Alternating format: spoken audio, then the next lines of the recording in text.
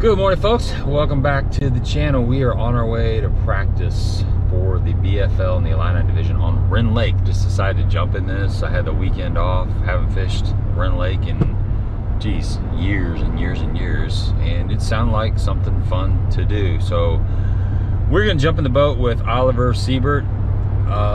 Never fished with Oliver before. We've had communications via text and stuff, and he's jumped over to the boater side. He was a co-angler for years, jumped over to the boater side, and I knew he was fishing this tournament, so I reached out to him and he's like, yeah man, let's do it. So be as much as 12 and 13, maybe even 14-hour days when we go north and the photo period's so long.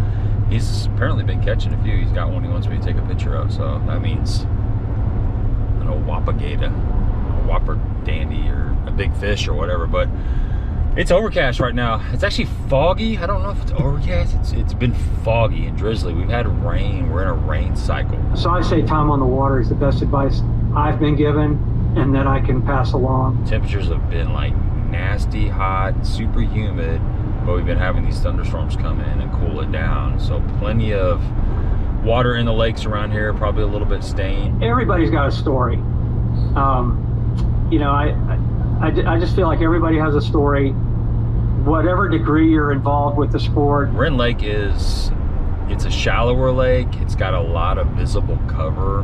It's typically a flipping, pitching, cranking, you know, power fishing type of lake. But I don't know if that's changed, because I've literally only fished this lake 5 or 6 times in my whole life, and it's been a long time since I've been up here. Again, don't get me wrong, there's people listening to this that are like, looks like there's a lot of bushes in the water, folks. That's how it used to be. So apparently it's been flooded and it's coming back down, and the fish have been back in the stuff to where you can't really get them. So I don't know what to expect. I just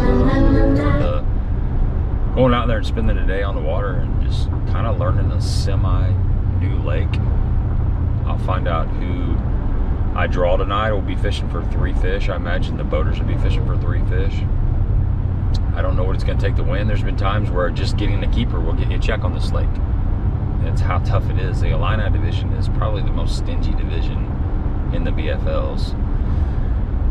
So 3 keepers will go a long way. You know, I guess 6 pounds. I don't know. I'll get a feel of it once I've been out there, and you know, hopefully I'll get a few bites and get some confidence. I'm just looking to figure out a confidence bait. I'm gonna try a black trickworm. Might be a topwater bite. I really don't know. I'm gonna have a few hours to figure it out. I wish I would have got up a little bit earlier. Well, I got up plenty early. I just had some video editing to do, and just some things around the house, and I couldn't get away early enough. But we got thunderstorms in the forecast this afternoon, just that pop-up type deal, and the same thing tomorrow. A little bit less tomorrow, but they still are in the forecast, and then we're getting ready to get into a really nasty warming trend. Highs low 90s today, tomorrow low 90s, and then it's supposed to be like African hot for like a week or so, you know, like mid 90s. The humidity's been disgusting. If you haven't subscribed to the channel, please do, and thumbs up's always greatly appreciated. So let's see if we can catch a few fish with Oliver today.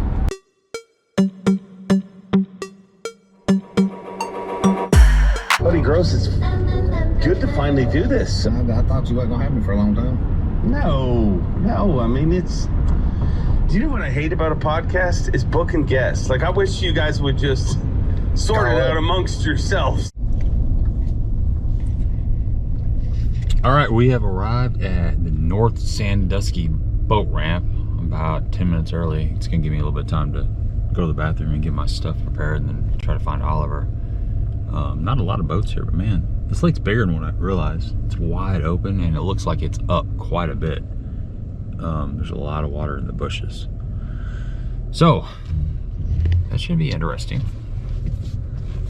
All right, folks, I'm in the boat with Oliver, and it's a beautiful day. A little bit of wind, overcast. It's not 100 degrees yet. It's gonna be, but so far so good. Hopefully the rain holds off. What's the plan today, Oliver? We're gonna jump around, fish the best looking stuff, but we're mainly gonna stay shallow. We're gonna power fish it pretty hard. The shad are pretty active, so I can see a swim jig chatterbait playing out pretty good. Nice. So we're not going to be sitting out in 50 foot of water throwing a jig head minnow? No. I don't think there is 50 foot of water in this lake. No. 20's like 15, 20 is really deep. And I've tried like the offshore stuff in the past. It doesn't seem like it really, this is shallow water fishery for the most part, power fishing. Oh, yeah. So that's the plan, man. I'm gonna sit back here and see if I can figure out how to catch fish behind this hammer up here. So we're gonna put the boat up on pad, have fun. Have you fished at the front of the boat? Just Yeah? yeah. How's it been, like the transition? It's a lot more stressful if I don't get on. Yeah, it was funny at that Toyota Championship. I usually bring my dad. He likes to go to like one or two of them, you know.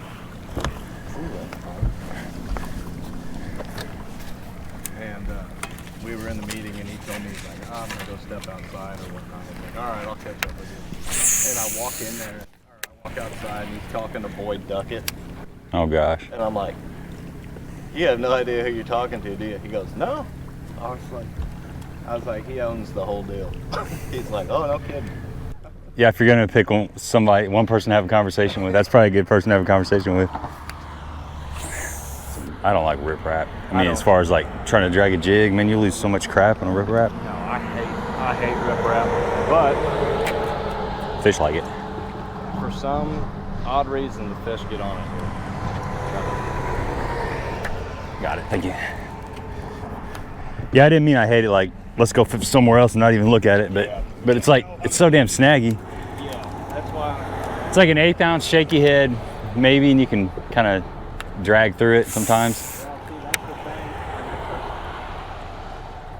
Yeah, me and Mike, we had a blast.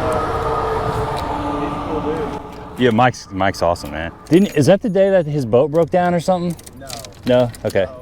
Oh, dude, he's a jig fishing fool, man. He's won a lot of money on a jig. Well, we had the potential to do really good, surprisingly, in February.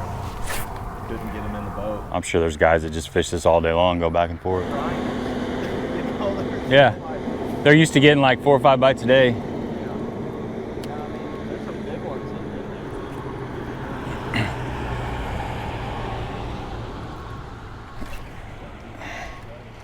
A white bass, I think. Ah, the drum. There you go, he called it. Nasty sucker. There we go. First fish on Rend Lake for 2025 is a drum. Cause I like the fish there, I just don't get down there that much. I like that Big O tournament. Yeah. That's fun. I fished that last year with Doug.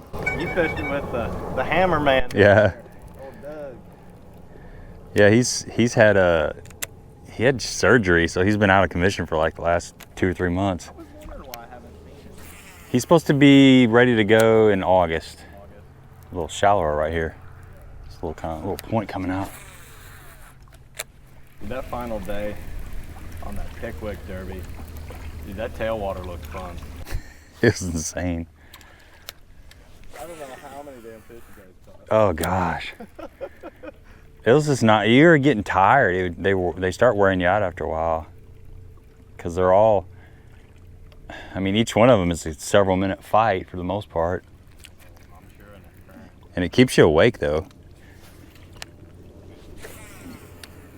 But you almost, when you actually do hook a bass, you're almost not prepared because you've caught so many other rough fish. Right. You know, we got to the point, you know, right off the bat, he's like, let me know if you think you got a bass. And I didn't really know why he said that, but after catching, you know, 10 drum in a row, I realized, you know, if you were getting the net every time somebody hooked a fish, you'd never be able to fish. Yeah, I was super fortunate. If I'd have drawn anybody else, I wouldn't have won. Close was the guy in second. I won by 9 pounds. Yeah.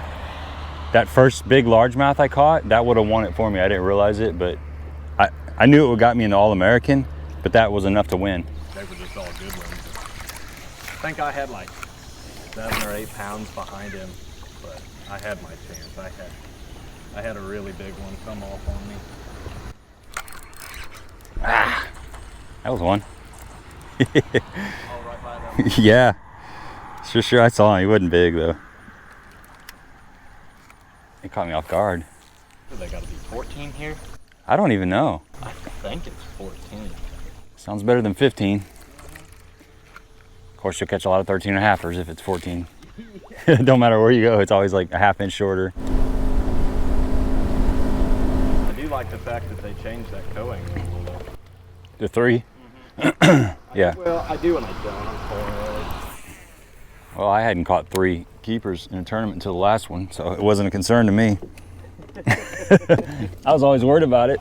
I'm like, you gotta catch 3 first. 5 is the hardest thing to do in the back boat. There's definitely a lot of skill in it, making the right bait choices. You guys fished the AIA last year, didn't you? AIA? Yeah, the first couple ones. And then it got to where it was just conflict. Couldn't get off work, and it just didn't line up. I got sick. I think I had COVID that one time. Yeah, I had that like 4 times. Yeah, really? I actually got like the real, like legitimate, where I felt like crap for like 6 days. It was bad. I don't know, what, did you get a pretty bad version of it too? One time I did. Yeah. So like it's weird because I didn't have like the loss of taste and smell. But, oh, that was a good bite there. I had like a spot in my back just hurt, and then I had a headache for like 2 days straight. Huh. And I was like, what is going on? I just felt like death. And then There you go. I don't think that's gonna make the team. No. First thing you notice about Rend Lake is it's a really wide, shallow lake. There's a lot of like juicy looking shoreline, and you get about 100 yards from it and you're already in like 3 feet of water.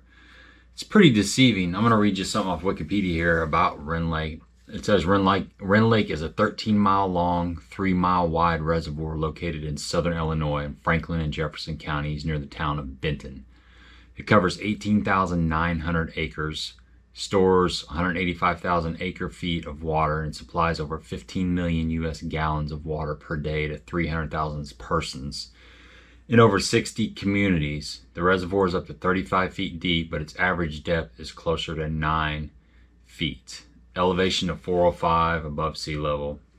It was created by the United States Army Corps of Engineers, dammed the Big Muddy River, so it's a Big Muddy River impoundment. The dam and the lake were authorized in 1962, but the lake was not completely filled until March of 73. The shoreline of Rend Lake extends 162 miles, part of which is preserved as Wayne Fitzgerald State Recreational Area. And that's one thing you'll notice about Rend Lake. It has a lot of shoreline, and it all looks good. It's flooded, it's full of like bushes, lay down stumps. I mean, it's a flipper, cranker, chatterbait, just power fisherman's paradise. It literally looks like there could be fish everywhere. A lot of riprap, and that's one of the key patterns on Rend Lake, is just covering riprap with, you know, your bait of choice. So that's what we were kind of doing, getting a feel of it. You know, Oliver had been out there all morning long, and he actually caught quite a few fish. He was just throwing a chatterbait, just covering water with the chatterbait. I was mixing it up behind him. You know, I had a swim jig in my hand for a while. I was skipping the little big bite baits, Nicorama, because I had a lot of confidence in that worm. I've been getting some bites on it in other lakes. So I was just kind of getting a feel for him, and we were just covering some water, having good conversation, just getting a feel of the thing. But I was pretty sure, and we'll do at the end of this video, we kind of do a recap of the day in the hotel. Just me and Oliver just talking about what the game plan was for tomorrow. But Oliver was going to keep that chatterbait in his hand. He was hoping for a good draw. The weather, it was overcast. The sun was peeping out here and there, and it was pretty solid overcast in the morning, which is the reason why I think Oliver was having a lot of success throwing that bladed jig. The wind, not a whole lot of wind, just kind of a summer day. You know, air temps just got up to like 90, and it was humid, just your typical summer fit. Way back in the glades in that shallow and stuff. We were just going down the bank like this, just flipping jigs, and all of a sudden this big old massive Asian carp flops right on this brand new carpet, scummed it all up, scared us to death because it just jumped in the boat. Oh, this was in Lake of the Ozarks? Yeah. Huh, I didn't realize they were in there. That was one of them silverheads. Oh, there we go. There you go. Keeper. Good keeper too. That's the deal. I'll be throwing one of those tomorrow. Ain't getting a lot of bites, but the ones you're getting are keepers. Yeah. That's for sure. Good solid fish. I mean, they're built good. Yeah. Very healthy fish. I mean, they're fat. I learned that years ago in a bass club down there. It was a, golly, this little worm. This is not the worm I wanted, but I got tired of digging through crap. But it was a day where the water went up like that. There was a weekend where the water went up like that, and the guy that won it was fishing the old bank line in our bass club. And it depends on the lake too. Yeah. There's some lakes where when the water goes up, they go right up there with it. I mean, like Kentucky Lake, if the water goes up, like a day later, maybe 2 days later, you better be fishing the bushes. Dude, I have never seen Kentucky Lake like that, the way it was in the Toyota. It was kind of I'll say it was very beneficial for probably some co-anglers not being out on the bars. Yeah. But I kind of wanted to.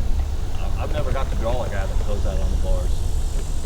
I kind of half wanted to and half did. Yeah, it just depends on who it is and how good they are at doing that. Oliver's got a big he caught this morning. I'm gonna let her go back here in the little secret. Let's stand up here so nobody can see where we're at.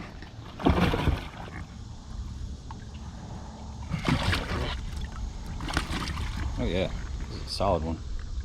Nice. It's a good one. Healthy fish. Mean fish. Yeah. I texted one of my buddies before he got launched. Ooh, had a bite back there. Did you? Yeah. As soon as it hit the water. You left it in the parking lot. That's crazy. I didn't even go no or close. It doesn't really come up at first. And it is. I don't know. And it come up. It was a 6-pounder, and I ended up just netting it myself. I'm like, oh shit. I got it, I think. Got it? Yeah. Okay. Thank you. You netted it yourself. And then I start to put on what I would call a co-angler clinic. Just start catching keeper after keeper, and he's not doing too good. And he's like, You throwing a drop shot? no, I was throwing a robo worm on a shaky head. Okay. And he's like, what kind of worm you throwing? And I show him, he's like, give me one. I was like, man, I only got like 2 left, dude. I was like, I really don't have them to give. And so that was weird. And So he really said, give me one, like demanded it? And then he broke off his leader, and then he put his rod down, and he's like, hey, can you tie my leader for me? He goes, my son usually does it. I don't know how. I was like, sure, why not? Screw that, dude. I would have been done. I'm like, no, that's not how this works. I had that one. Yep, but it wasn't big. I saw it was like 10-inch, 12-inch fish maybe. I got one tied up in the rock. Oh, there you go. Swim jig bite. There you go. Oh. In the boat.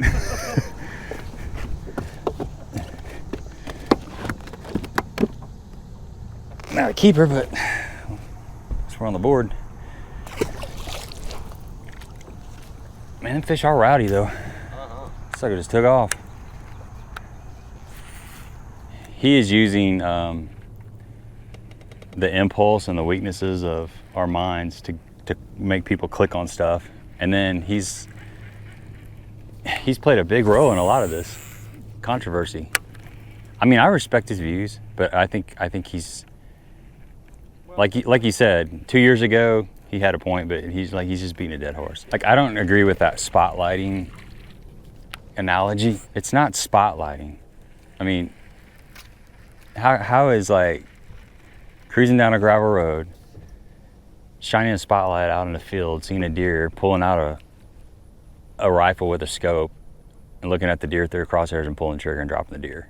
That's not live scope at all. It's a little bit harder than that, but a lot of people think that it is. But I think there's just so many more opportunities to fish tournaments now than the BFLs. There's there's high school tournaments, there's college tournaments, there's ABAs, USA Bassins, there's so many options, AIA. Well, and there's so many teams. It ain't live scope. That's just an excuse. I mean, I fished behind some really good live scopers, and it does suck, but I fished behind some guys that are 6-7 feet off the bank throwing a chatterbait or square bill. That's just as hard. Oh, yeah. I had a bite. I think I might have come over a fish. I think I might have went over the fish's back or something. Did you? I think. Felt good. There was a post by Kyle Hall the other day about Precision Sonar that I replied to, and one of the tournament directors of, I can't remember what organization it was, he was talking about a lot of people were complaining about forward-facing sonar, and there you go. Yeah. You were saying? And I can't remember exactly how it went down, but he kind of sounded like he was punishing somebody for having to put in someone who's put in all the effort and the time to learn it and do good on it. Well, I use it to cast a brush a lot. You know, like see the end of a lay down that's coming off the bank, and I use it for that a lot. That's more or less why I really am amped to put it on to, just so I can be more thorough at Lake of the Ozarks with like pinpoint and brush. It's good for weed edges, like at Cedar and Kincaid, if you're throwing a jerkbait.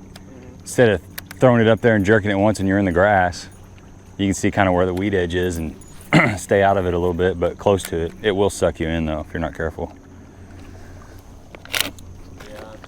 As far as like just casting at suspended fish. Well, that, and then it eliminates a lot of wasted time. But you're still learning. Like you're learning, like you know, they won't look at a 3/8 ounce jig falling, but you put a 3/4 ounce jig and they'll hit it. You learn that kind of stuff. Or they want a chunk versus a rage crawl or something. You're getting that feedback. I'm excited about that hinge minnow that Yamamoto just came out with. Oh, that would be out there. Jake's been Excited about their new dice bait. Yeah. Put that on. Yeah. I haven't fished any of that stuff yet. No. Have you? Yeah.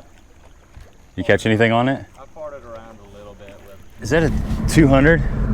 150. 150. Yeah. My Ranger had a 225, that same motor. It was a good motor. I need to delete the oil. I still got to do that because I have the separate oil reservoir. I'm in somebody else's boat. One crushes my jig and I hooks it and nothing's there and it comes flying back. I'm like, oh, I'm so sorry. Yeah, I got a crankbait stuck in my boater's seat in the Toyota. It was hung up and I pulled and I was trying to break it off and it shot out and went dunk right in here. Brand new, I think it was a Phoenix.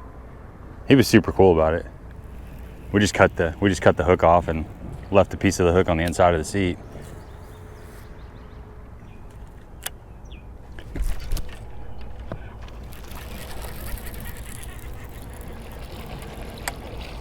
So they do live in the They store. do. Look at that. We barely got him. Barely? Yeah.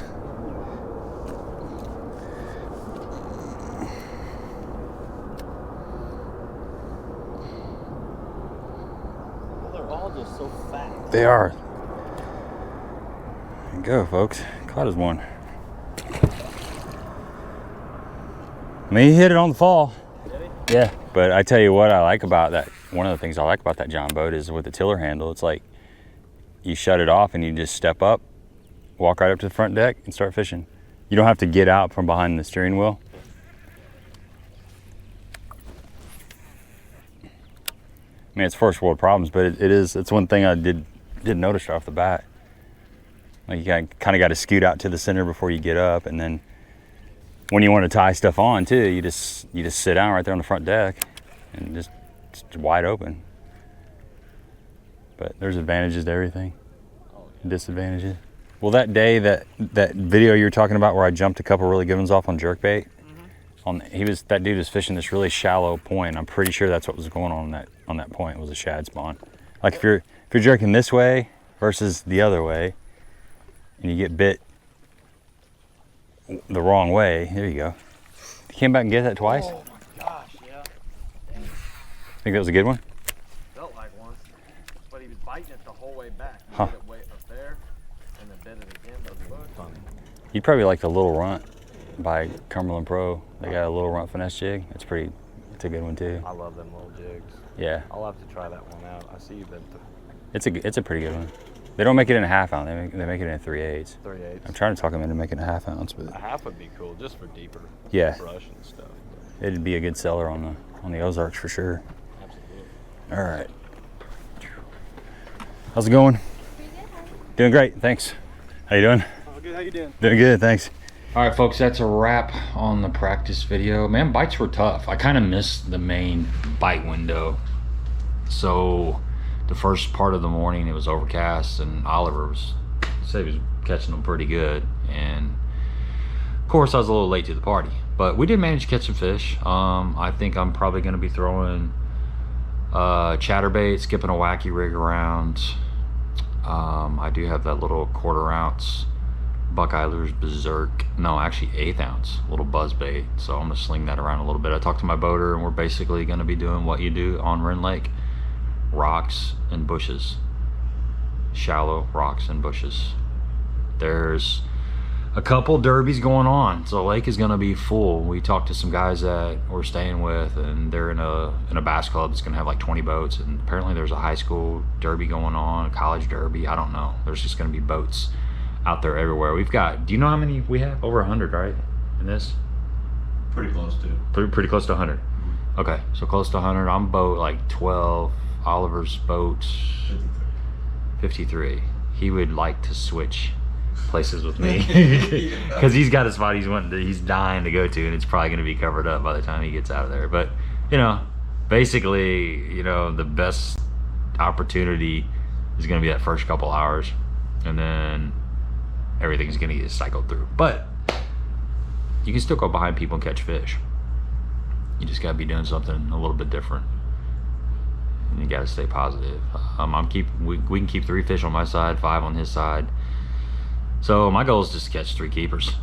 3 keepers goes a long way in this tournament here. The Illini division is tough, and Brent's fishing pretty tough. So what's your recap of the day, and then what's your plan for tomorrow?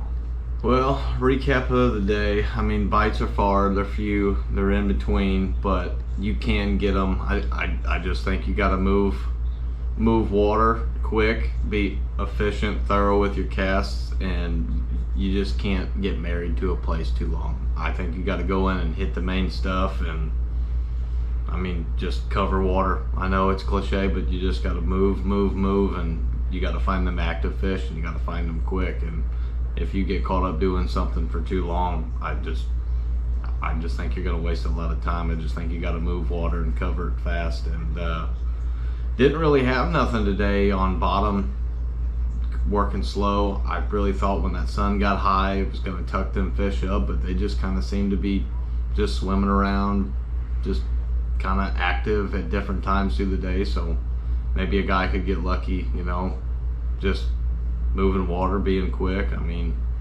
I just don't think you can get locked into something too long. I just think you're going to waste enough time. I think these fish are scattered. So you're looking for that more active fish. Yeah. Just kind of that's your game plan, is to cover some water and keep the bait moving. I mean, from what I've seen today, and I don't think it's going to change too much from tomorrow. I just think you've got to just stay locked into one thing and just move and cover water. I just think that's going to be the play tomorrow. So I know there's a few spots that are going to play first thing in the morning. I know, and it's going to be a race between 3 different tournaments to get there, but I think if you put your head down and stick with it, I think you can grind 5 out. Yeah, I think that's a good plan. Yeah, so I really do.